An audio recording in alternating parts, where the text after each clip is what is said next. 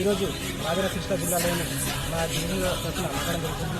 ఏవైతే తెలంగాణ రాష్ట్రంలో 3 పట్టాలు ఇవ్వడం జరుగుతుంది. 2005 నుంచి 2021 ఎవరైతే కాస్తున్నారో వాళ్ళందరికీ పట్టాలు ఇవ్వడం జరిగింది.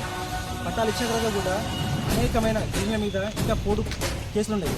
ఆ కేసులు ఎత్తేస్తామని మేనిఫెస్టో కూడా ఇంప్లిమెంట్ చేయడానికి బీఆర్ఎస్ ప్రభుత్వం కావచ్చు, ఇది కాంగ్రెస్ ప్రభుత్వం కావచ్చు, ఏవైతే పాత కేసులు ఉంటాయో ఎత్తేస్తున్నారు. 3 పట్టాలు పాలసీకి వచ్చిన తర్వాత కూడా అనేక మంది రైతుల మీద ఇంకా కేసులు ఉన్నాయి.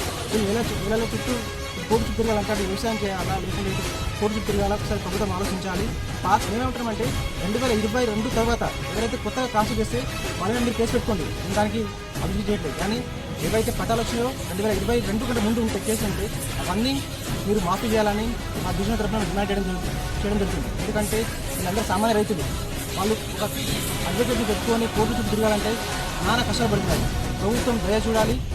మేము రాబోయే రోజుల్లో మేము గిరిజనులందరం ఒక ఏకతాటిపై వచ్చి ఎంతమంది అయితే కేసులు మేము రాజన్న సిరిసిల్లలో సుమారు 1000 మీద కేసులు ఉన్నాయి. మేమందరం ఒక తాటిపై వచ్చి మా స్థానిక ఎమ్మెల్యే ఇటు కేటీఆర్ గారు కావచ్చు, లేకపోతే అక్కడ హరీష్ శ్రీనివాస్ గారు కావచ్చు, వాళ్ళందరికీ వినతి పత్రం ఇచ్చి మీరు అసెంబ్లీలో మాట్లాడారు. అలాగే మా స్థానిక ఎంపీ గారు కూడా పార్లమెంట్లో మాట్లాడి మా గిరిజనులకు న్యాయం చేయాలని మేము డిమాండ్ చేయడం జరుగుతుంది.